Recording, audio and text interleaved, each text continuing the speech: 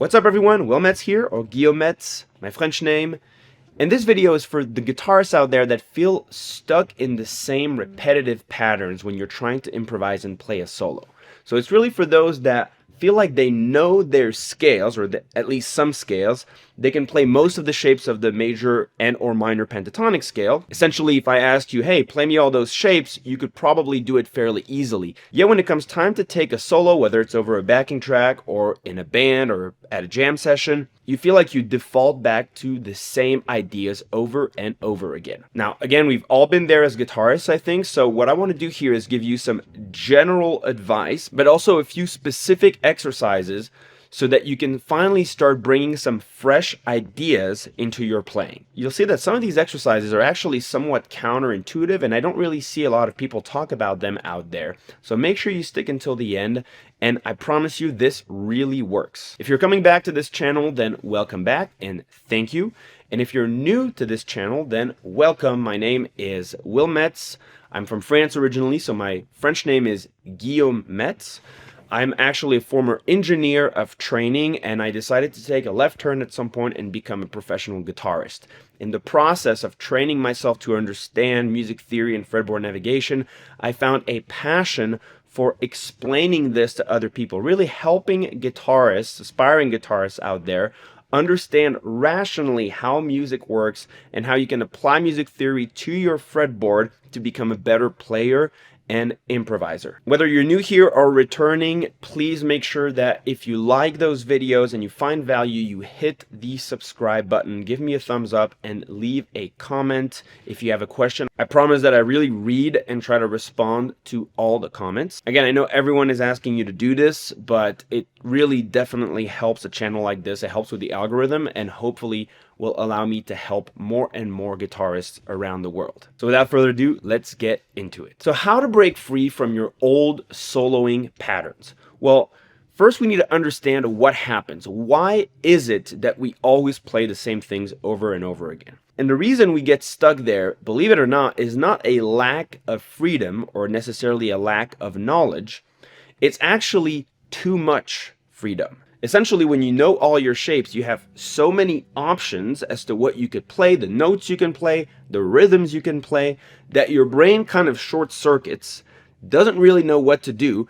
So you will default to what is most familiar, to what you know best, to what is automatic. And this applies to other fields in life as well. You've probably noticed it. When we're overwhelmed by too many options, we don't want to waste time, and so we're automatically going to choose what we know. I noticed this on Spotify, right? You literally have infinite number of tunes that you could listen to. You could listen to something new every single day. But what do we tend to listen to? The same things over and over again. So in a very counterintuitive way, believe it or not, if you're struggling to break free from the same patterns of scales, licks, etc., you need to start practicing or improvise using constraints or limitations in the options that you're allowing yourself to use when you're improvising. This allows you to narrow down or zoom in on specific things in which you allow yourself to be free and make choices, while other parameters are fixed so that they're not part of the possibilities. Now, there are many different types of exercises that you can make like this and different types of constraints, but in this video, I want to give you 3 main exercises that are very helpful and that will specifically help your ability to find new ideas when soloing with the scales that you already know, that you can kind of play up and down with no problem. Again, you know those scales, so you know all the options and all the notes on the fretboard that you have access to, and yet you realize that in practice,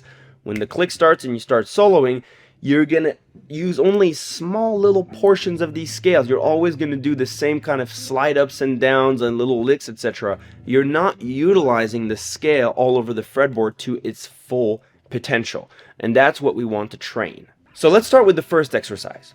In the first exercise, first of all, I want you to limit yourself to one zone of the fretboard. You could think also one shape if you want, but when I mean one zone is you can also maybe go a little below or a little above in the vicinity of that zone, but at the beginning I recommend just strictly speaking choosing one unique shape.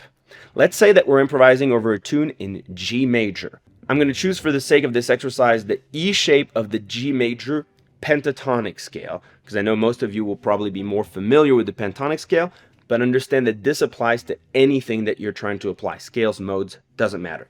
So here's the E shape G major pentatonic scale.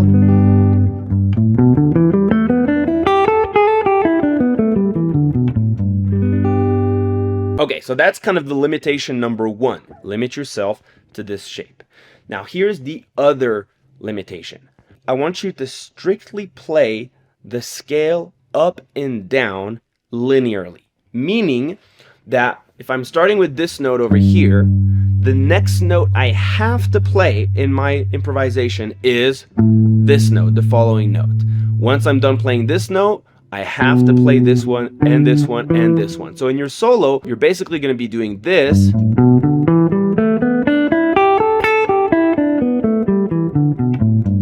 The whole time, okay? Now, you do have freedom on a few things. First of all, you can repeat a note. So you could, for example, play this G twice before you go to the note A. You can go. Right? You're allowed to repeat a note as many times as you want. And then you also have freedom with rhythm.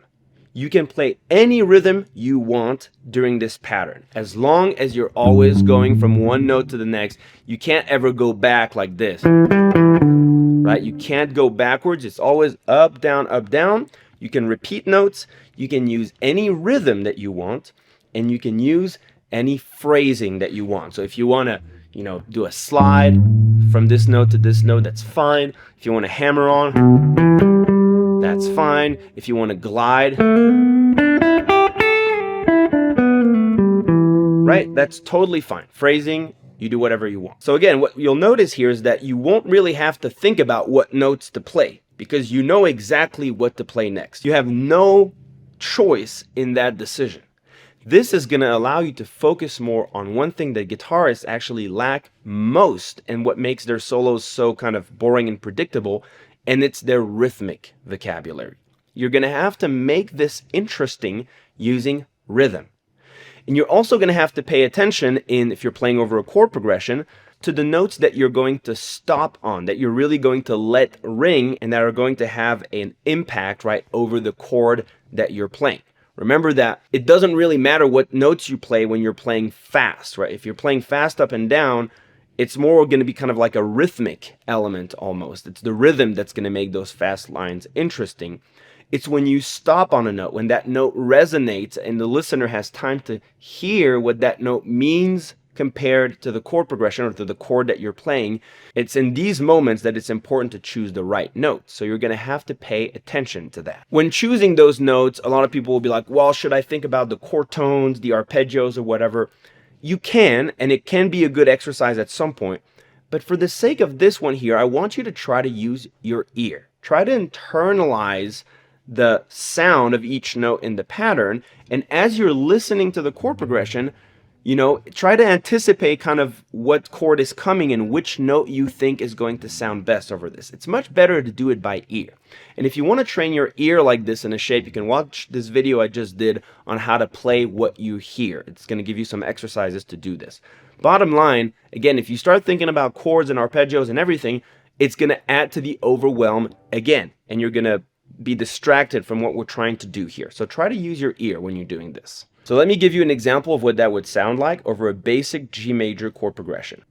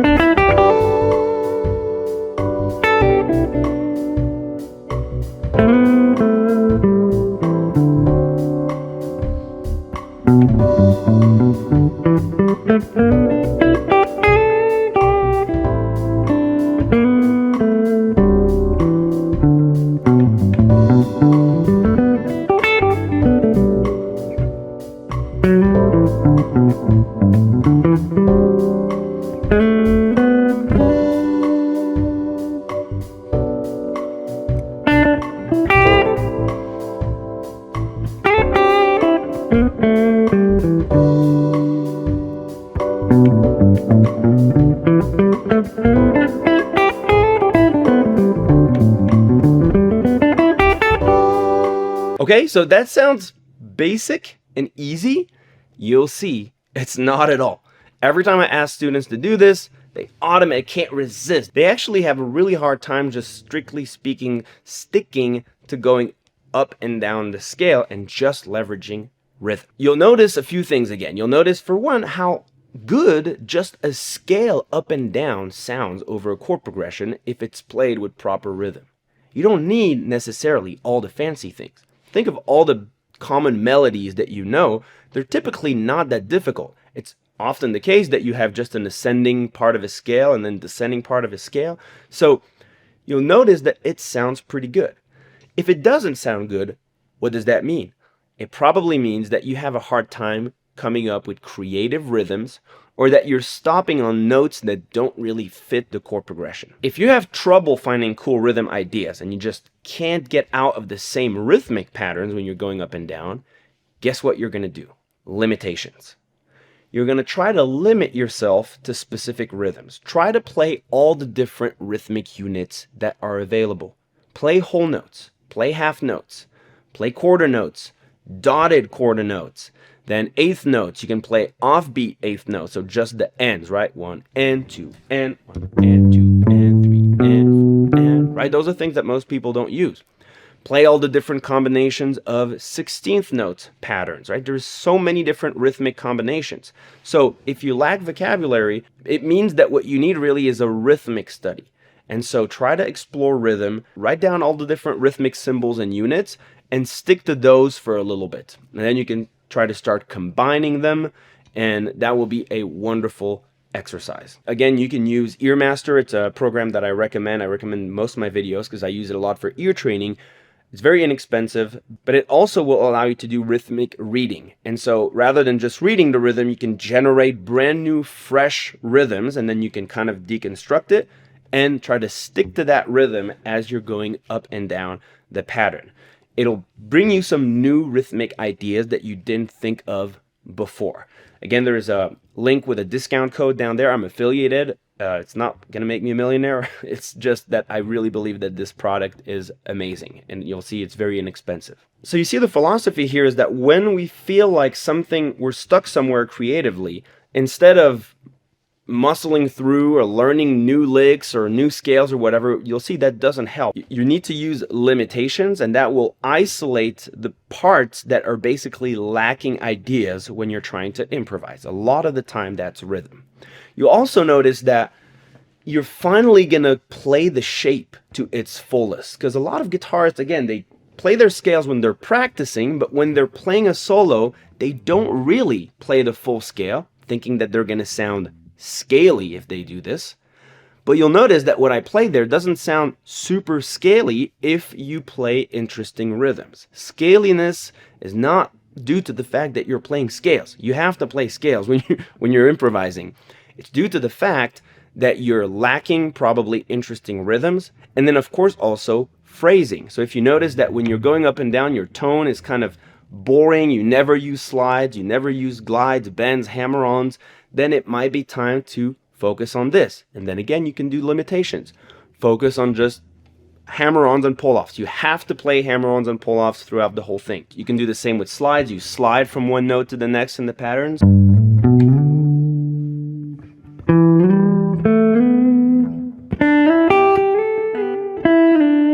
Right? Anything like that will really help you focus and isolate on the things that need work. Okay, let's jump to the next exercise over here. In the next exercise, we're going to take the same principle, but this time we're actually going to move up and down all the shapes of that, in this case, G major pentatonic scale.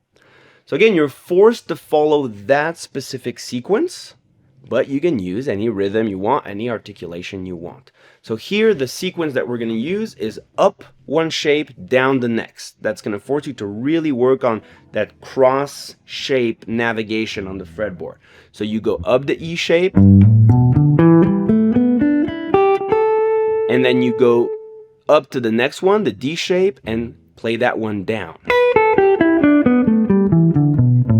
Then slide up to the next one, the C shape,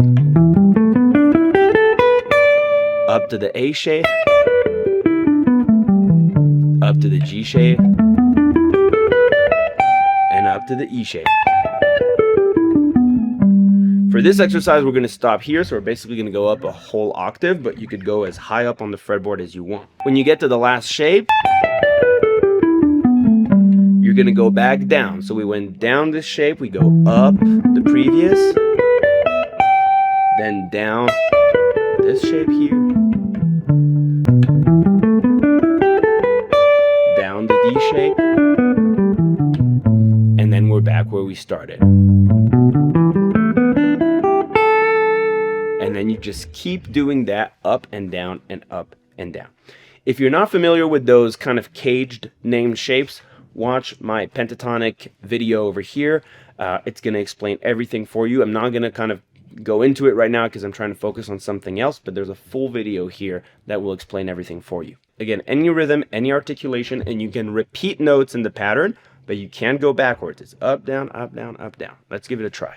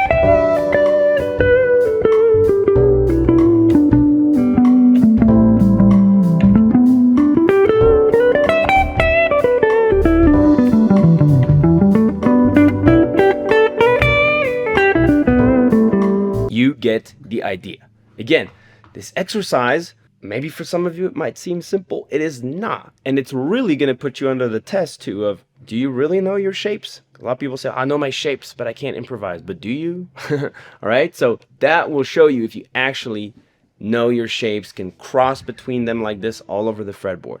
Wonderful exercise. Again, if something seems too difficult, like you can't do it, you get lost on your fretboard, limit. For example, you can actually just prove to yourself, for example, that maybe just in eighth notes, you can play up and down like this, right? So we're just doing 1 and 2 and 3, 4, 1, 2, and.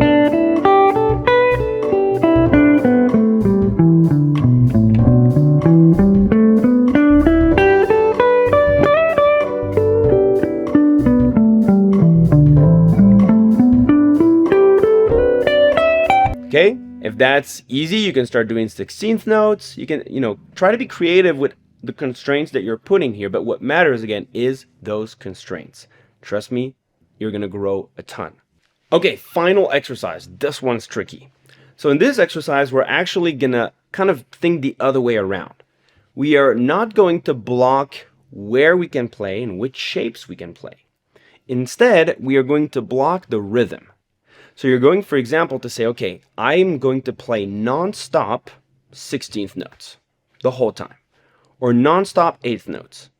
But you can play wherever you want. You can move between shapes, you can play on a single string, whatever you want, as long as you stick to that rhythm.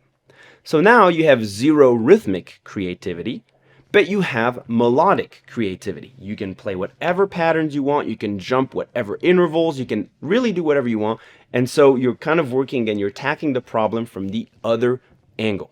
If you struggle with this, again, that shows that you might need some extra ways of playing through your scales. If all you can do is play the scales linearly when you're trying to do this exercise, you might need some different groupings when practicing your scales, right? So one. That was groups of 3. I have a technique video here if you want to know what those groupings mean. You could do reverse groupings.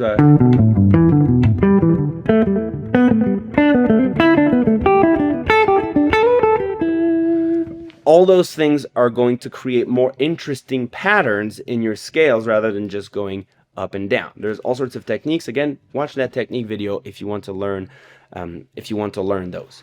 It might also be a good idea to start working horizontally, right? So can you play the scales on one string?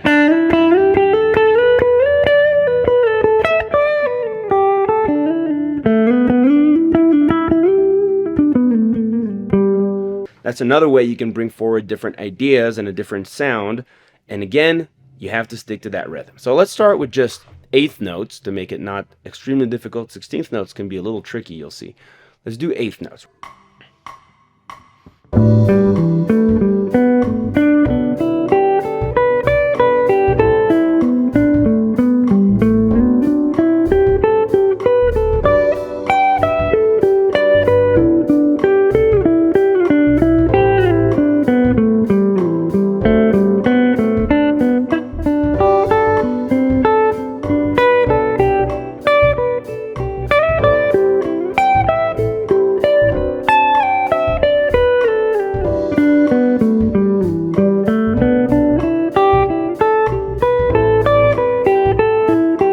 You get the idea, right? So again, it is much harder than it seems. And once you get comfortable with 8th notes, you can try triplets, you can try 16th notes, you can try different kind of combinations of those, right? So if we did that in 16th notes,